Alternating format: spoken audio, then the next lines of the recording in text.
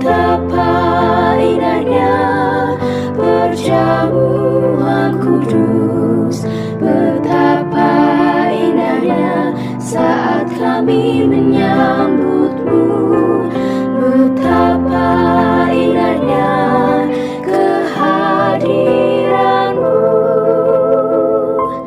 yang bertatap kuatkan iman kami. Tuhan bersamamu dan bersama rohmu. Inilah Injil suci menurut Markus. Dimuliakanlah Tuhan.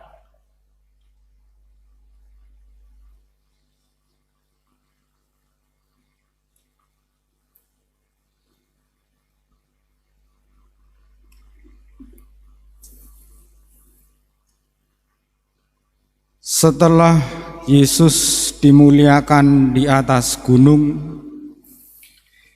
Ia dan murid-muridnya melintas di Galilea. Yesus tidak mau hal itu diketahui orang, sebab Ia sedang mengajar murid-muridnya. Yesus berkata kepada mereka, Putra Manusia akan diserahkan ke dalam tangan manusia, dan mereka akan membunuh Dia. Tetapi 3 hari setelah dibunuh, Ia akan bangkit. Mereka tidak mengerti perkataan itu, namun segan menanyakannya kepada Yesus. Kemudian tibalah Yesus dan murid-muridnya di Kapernaum. Ketika sudah di rumah, Yesus bertanya kepada para muridnya, "Apa yang kamu perbincangkan tadi di jalan?" Tetapi mereka diam, sebab di tengah jalan tadi mereka mempertengkarkan siapa yang terbesar di antara mereka. Lalu Yesus duduk dan memanggil ke-12 muridnya itu, katanya kepada mereka, "Jika seseorang ingin menjadi yang pertama, hendaklah ia menjadi yang terakhir dari semuanya dan menjadi pelayan dari semuanya." Lalu Yesus mengambil seorang anak kecil dan menempatkannya di tengah-tengah mereka. Kemudian Ia memeluk anak itu dan berkata kepada mereka, "Siapa saja yang menyambut seorang anak seperti ini dalam namaku, ia menyambut aku. Siapa saja yang menyambut aku, sebenarnya bukan aku yang mereka sambut, melainkan Dia yang mengutus aku."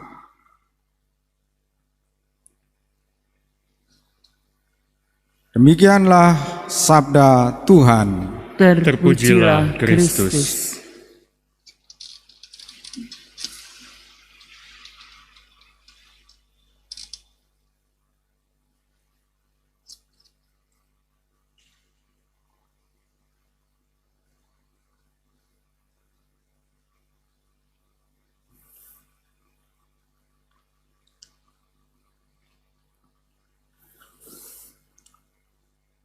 Umat Allah yang terkasih, Bapak Ibu sebagai orang tua mengajari anak-anak untuk bisa berjalan itu perlu waktu 2-3 tahun. Dan anak yang belajar berjalan itu berulang kali jatuh. Dia melupakan rasa sakitnya, mencoba berjalan 2-3 langkah, jatuh lagi, sampai dia bisa berlari. Orang tua bangga melihat pertumbuhan dan perkembangan anak-anaknya.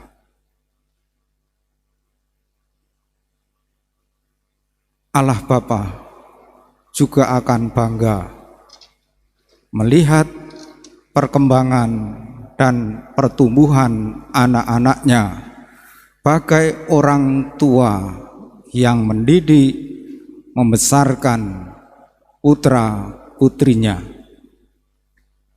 Allah Bapa akan menerima perjuangan dan persembahan hidup kita kalau kita tidak menyerah menjadi orang-orang kalah.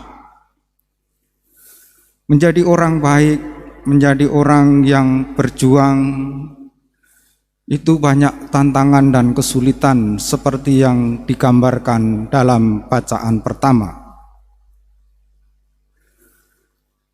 Kalau orang tua perlu 2-3 tahun untuk membimbing anaknya berjalan, Yesus perlu, menurut para ahli, 3,5 tahun untuk berkarya di tengah para murid sebelum ia wafat disalib. Dan 3 kali pula Yesus menubuatkan tentang kematiannya kepada para muridnya. Injil yang kita dengar hari ini, pernyataan Yesus yang kedua kalinya bahwa ia harus mengalami kesengsaraan wafat disalib, tetapi diikuti kebangkitannya. Dan setiap pernyataan yang berulang kali, 3 kali itu, setiap pernyataan sesudahnya ia memberi pengajaran kepada para murid agar para murid menjadi orang-orang yang rendah hati dan percaya kepada Tuhan. Pengajaran hari ini Tuhan mengajak kita untuk hidup tanpa pamrih, tidak mencari prestise dalam jemaat, tidak mencari kedudukan. Umat Allah yang terkasih, kekuatan jahat dalam hidup perlu ditekuni dengan salib seperti yang dilakukan Yesus. Baru dengan demikian, ketika kita jatuh seperti dulu, seperti bayi yang belajar berjalan, bangkit lagi. Atau seperti ketika daya gelap tak dapat diselesaikan, karena salib bisa dikuasai dan diubah menjadi kekuatan yang terang. Penyaliban umat manusia dalam kehidupan ini sesungguhnya satu hal: menolak manusia, penolakan manusia terhadap belas kasih Allah. Inilah kenyataan jahat yang dapat dihadapi dengan salib. Yesus menegaskan bahwa dirinya akan ditolak, disalibkan, akan tetapi dibangkitkan. Kita melihat arah salib dan kebangkitan memang sulit dipahami oleh akal budi, apalagi diimani, bahkan oleh murid-murid yang terdekat yang sudah lama mengikutinya 3,5 tahun. Jalan untuk memahami kenyataan salib dan kebangkitan adalah kesediaan untuk menerima tanpa mementingkan diri sendiri dan mencari prestise. Itulah yang diajarkan dalam bacaan Injil hari ini. Bersikap seperti seorang anak kecil. Diajarkan pula bahwa yang ingin menjadi yang pertama hendaklah melayani semuanya.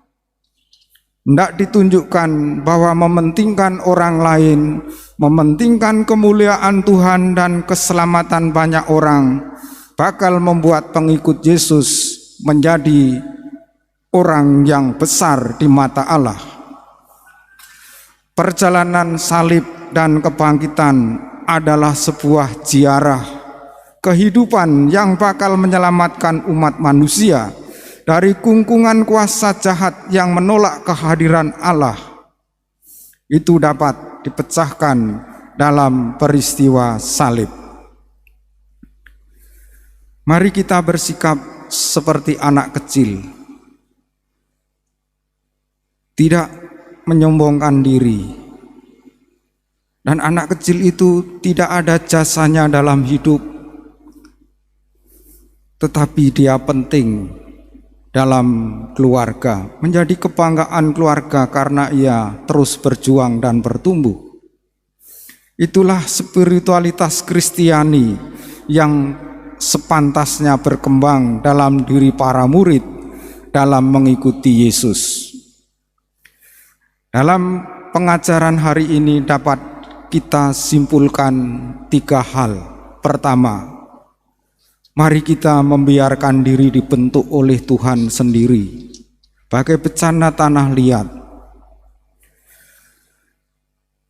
Mari kita meninggalkan agenda kita sendiri yang tidak sesuai dengan salib kehidupan.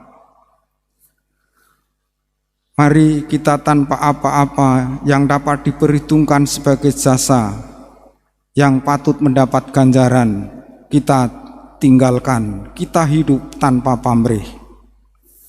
Akhirnya, mengikuti Dia berarti membiarkan diri dituntun oleh Bapa sendiri, dibimbing oleh Bapa sendiri ke tempat yang sudah disediakan olehnya. Bapa yang Maha Baik akan memberikan yang terbaik bagi anak-anaknya. Itulah iman yang ditumbuhkan Yesus dalam diri murid-muridnya. Dalam memanggul salib, ada hal yang mengganggu dalam hidup kita. Seperti surat Rasul Yakobus dalam bacaan pertama, di mana ada iri hati dan mementingkan diri sendiri, di situ ada kekacauan dan segala macam perbuatan jahat. Dan kita kadangkala salah berdoa, karena dalam kesalahan berdoa itu maka kita tidak memperoleh apa-apa. Dan kalaupun berdoa, kita hanya meminta untuk memuaskan kepentingan kita, hawa nafsu kita. Marilah kita memanggul salib kehidupan kita menuju kebangkitan dengan hidup murni, damai, ramah, dan penuh kasih. Betapa indahnya kehadiran-Mu yang bertata kuat.